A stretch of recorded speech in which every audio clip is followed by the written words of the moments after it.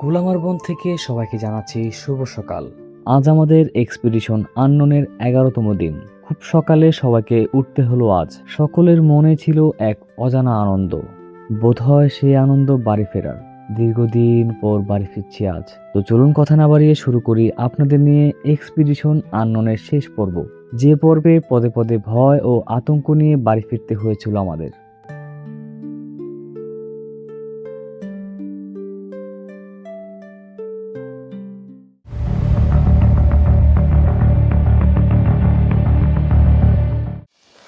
শুভ সকাল সবাইকে। এখন বাজে প্রায় 6টা। আমরা কেবলমাত্র ঘুম থেকে উঠলাম। আজকে আমাদের টার্গেট ছিল অনেক বড়, যদিও একটু লেট হয়ে গেছে ঘুম থেকে উঠতে উঠতে।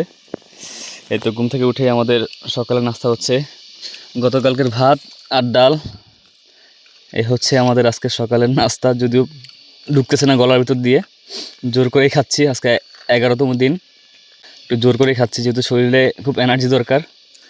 দেখেন শহরের যে আমরা বিলাসিতা করি সকালবেলা, কি নাস্তা কত কিছু, আর গতকালকের ভাত ডালও সামান্য।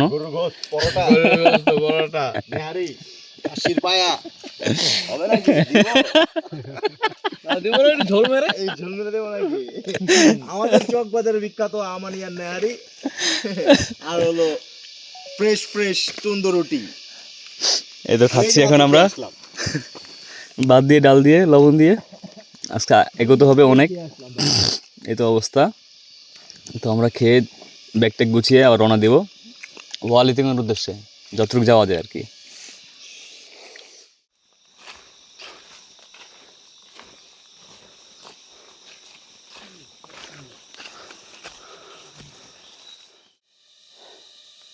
আমরা এখনো আমাদের ট্রেলে আছি। প্রচণ্ড ক্লান্ত। প্রথম দিন যখন দড়িমুখপাড়া থেকে আমরা বের হয়েছিলাম ইন্দুপাড়ার উদ্দেশ্যে, ওই সময়তে আমাদের ব্যাগের ওজন ছিল প্রায় 17 থেকে 18 কেজি হবে, প্লাস হতে পারে। তবে এখন আমাদের ব্যাগের ওজন সর্বোচ্চ 7 থেকে 8 কেজি। তারপরে মনে হচ্ছে যে বহন করতে পারছি না, শরীর এত ক্লান্ত আজকে 11 দিনে।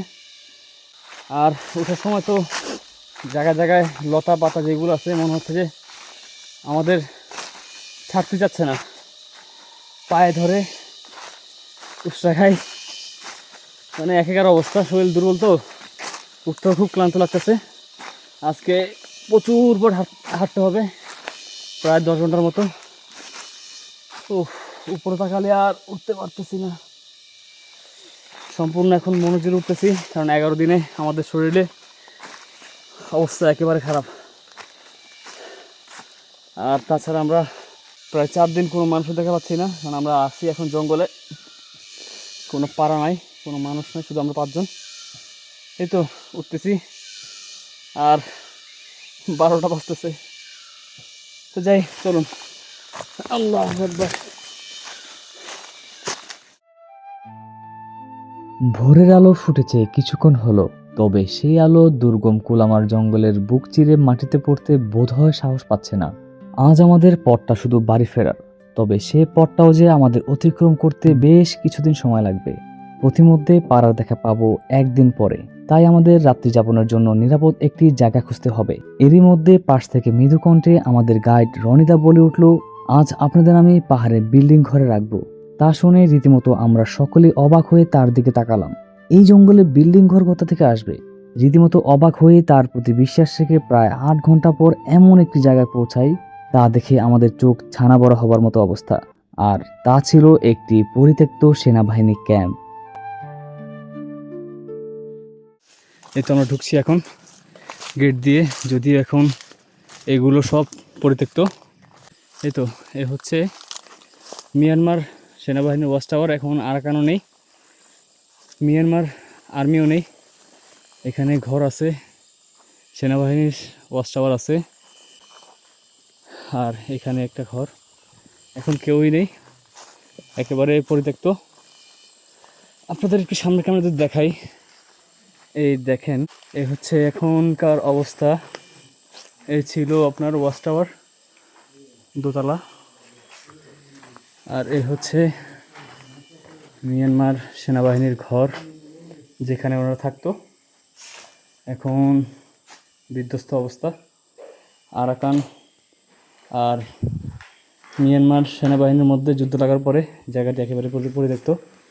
এ হচ্ছে আপনার কচ্ছপের খোসা, এটা ওরা খাইছে। এটা খাইছে ওরা। এই তো এগুলো এটা ধরা নিষেধ। এটা ধরা নিষেধ মানে? এগুলা মানে বন্যপ্রাণী আইন অধিদপ্তর থেকে হ্যাঁ, রেস্ট্রিকশন দেওয়া, যেমন এই যে এটা একটা পাওয়া গেছে এখানে, এটা কি? সে বানরের লেজ, বানরের লেজ। বানর বা উল্লুক, এই টাইপের যে কোনো। তাহলে এটা খাইছে মনে হয়। হ্যাঁ, হ্যাঁ, ভিতর কি আছে আর একটু দেখি। কলা রিসিল রাখা মনে হয় কলা। বা এটা কি মাইন? ল্যান্ডমাইন, হ্যাঁ, এই যে ওদের পানি খাওয়ার পাত্র। পানি খাওয়ার পাত্র। এর মধ্যে পানি আছে অলরেডি। এগুলো হচ্ছে গুলির দাগ। এই যে হচ্ছে গুলির দাগ, একটা, এখানেও দুইটা। এখানে কিছু লেখা আছে, মানুষ মারছে না? এই যে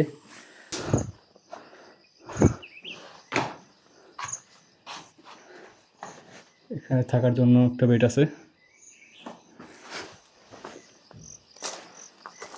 আর এখানটাতে একটু দেখি কি আছে। এখানে পানি রাখার জন্য ওনাদের একটা ট্যাঙ্কির মতো, যেটাকে চৌবাচ্চা বলে, যদি উপরে ছাদ নেই।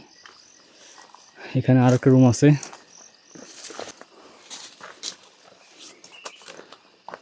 ও বাবা, এত গভীরে এত বড় জেনারেটর!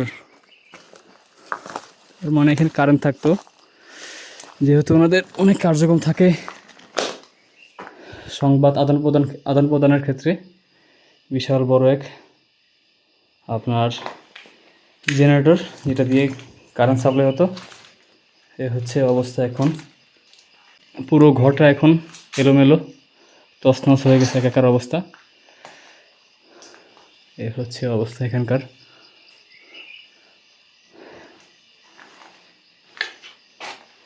এই তো আমরা এখন এখানে আছি। এখানে হয়তো রাতটা কাটাবো, অন্যরকম এক অভিজ্ঞতা হবে মিয়ানমার সেনাবাহিনীর ক্যাম্পে।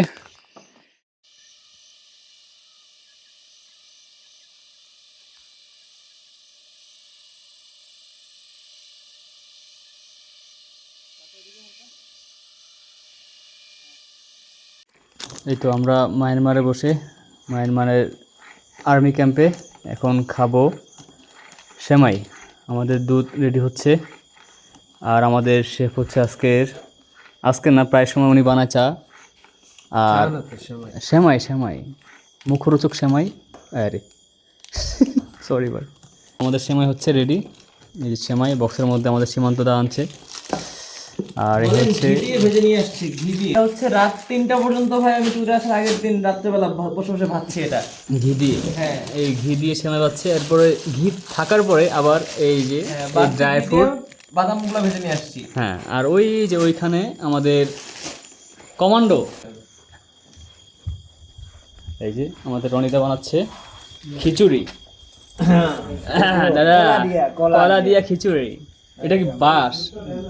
এই তো মেক কিশোরী এই কলা এটা কলা, এই যে কলা দিয়ে খিচুড়ি, ডাল দিছি, ডাল দিছে সব মিক্স, ডালের চালে খিচুড়ি। এই হচ্ছে সেনা ক্যাম্প, আর্মি ক্যাম্প। কোথায় ছিলাম, কোথায় আছি, আর কোথায় বসে কি খাচ্ছি। আহা,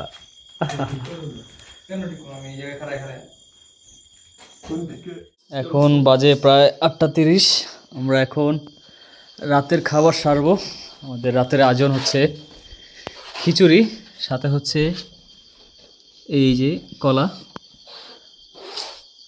এই যে ঠিক এখন মায়ানমারে সেনা ক্যাম্পে আমরা এখন রাতের খাবার খাবো, এরপরে ঘুমিয়ে পড়বো। আগামীকালকে আমাদের পথ বহুদূর। এই তো আহাত ভাই, রনিদা, সোহেল ভাই, আমাদের সীমন্ত ভাই, নোকারেন, ও লেবু লেবু, ওয়া ওয়া ওয়া।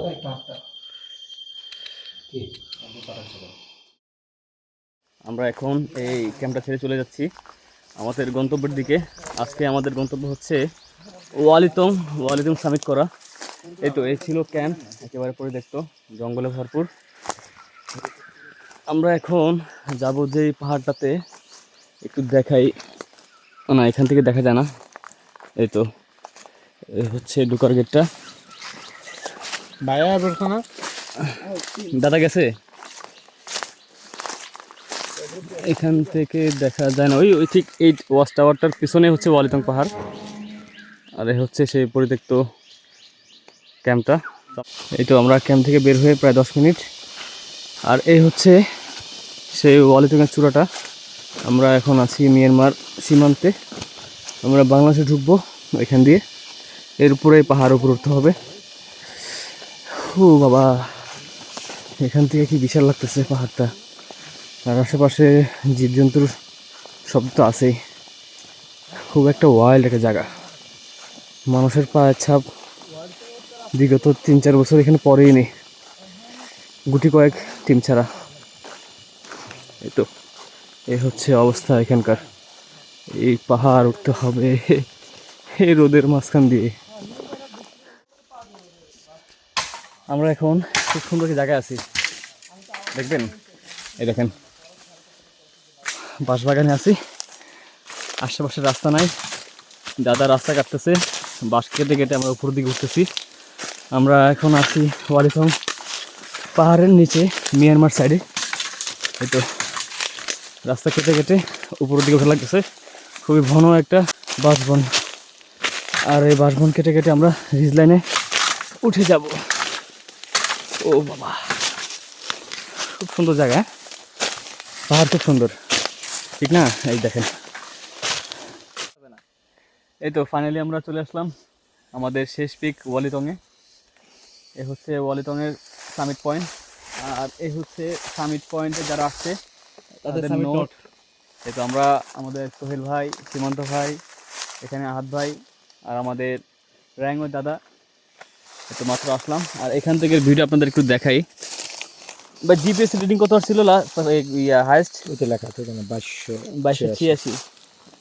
এই তো এ হচ্ছে এখান থেকে ভিউ। এই তো আমরা এখন এখান থেকে কিছুটা রেস্ট নিলাম, অনেকক্ষণ, প্রায় 1 ঘন্টার মতো, কিছুটা না অনেকক্ষণই রেস্ট নিছি। তো আমরা এখান থেকে কিছু ছবি টবি তুলে আবার যেদিকে আমরা শুরু করবো ম্যাংপং পাড়ার উদ্দেশ্যে। এই তো চলছে আমাদের দিনকাল এইভাবেই। এই তো আমরা এখন ওয়ালিতং সামিট শেষে এখন চলে যাচ্ছি। আমি এদিকে যাব। দাদা বিদায় নিচ্ছে। আমরা কোথায় যাব? দাদা আল্লাহ হাফেজ, দেখা হবে অন্য কোনো সময়। এই তো বাই বাই দাদা, মিস করবো। আসছো একাই, চলে যাবো একাই। তো এই তো দাদা চলে যাচ্ছে লিখের দিকে, আমরা নামবো এখন ম্যাম্পং দিকে। এই তো আমাদের পথ হচ্ছে এটা, নামছে এখন নিচের দিকে আর কি, বাঁশবন দিয়ে।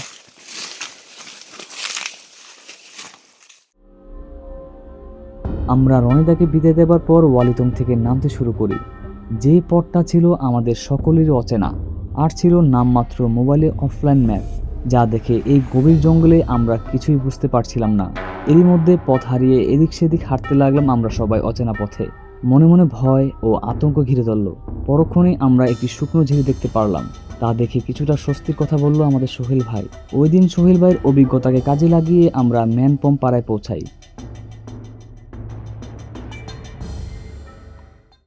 এখন এই ম্যানপং পাড়াতে আছি, এখানে পরিবার আছে ঘর কয়টা পরিবার? 5 পরিবার। এই তো আমরা এখন আছি একেবারে উপরে ম্যানপং পাড়াতে। এখানে সবাই হচ্ছে মুরং উপজাতির, বৌদ্ধ ধর্মের। এই তো এই হচ্ছে পাড়া, একেবারে উপরের সাইড, আর এই হচ্ছে পাড়ার নিচের সাইড। খুব ছোট একটা পাড়া, এখানে একটা ঘর, ওইখানে একটা, এখানে একটা, এখানে একটা, আর এখানে একটা, 5টা পরিবার। আর পাড়াটা হচ্ছে একেবারে জঙ্গলের মাঝখানে, বনের মাঝখানে। দীর্ঘ 5 দিন পরে কোনো পাড়ায় উঠলাম। শরীরটা বেশ দুর্বল লাগছে আমাদের, তবুও মনটা বেশ সতেজ লাগছে।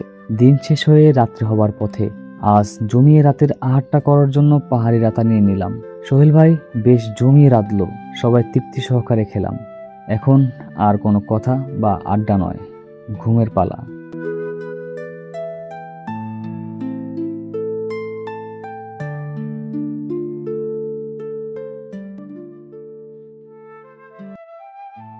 দীর্ঘদিন পর শান্তির ঘুম হলো, কোনো তাড়া নেই।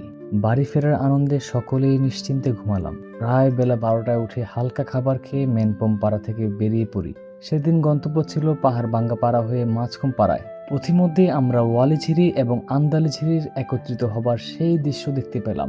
মনে হলো কত শত হাজার বছর ধরেই না তারা নীরবে মিলেমিশে গান গাইছে। আর তাদের থেকে সৃষ্টি মাতাদুশ্রী ঝিরির। বেশ কিছুক্ষণ হাঁটার পর তাও একসময় বিদায় নিল ফাতরা ঝিরির সাথে, আর জন্ম নিল পাহাড়ি আঁকাবাঁকা মাতামহুরির। কি চমৎকারী না সে দৃশ্য ছিল। আর তার পাশ দিয়ে হাঁটতে হাঁটতে আমরা পৌঁছে গেলাম মাঝখুম পাড়ায়। আর এইখানেই ঠিক আজ আমাদের বিদায় বেলা। কত শত হাজার স্মৃতি না কাঁধে নিয়ে বাড়ি ফিরতে হচ্ছে আমাদের, যা মনে থাকবে হাজার হাজার বছর। কথা দিচ্ছি আবার সেই স্মৃতির ঝুলি ভারী করতে আপনাদের নিয়ে বারবার ফিরবো এই সবুজ পাহাড়ে।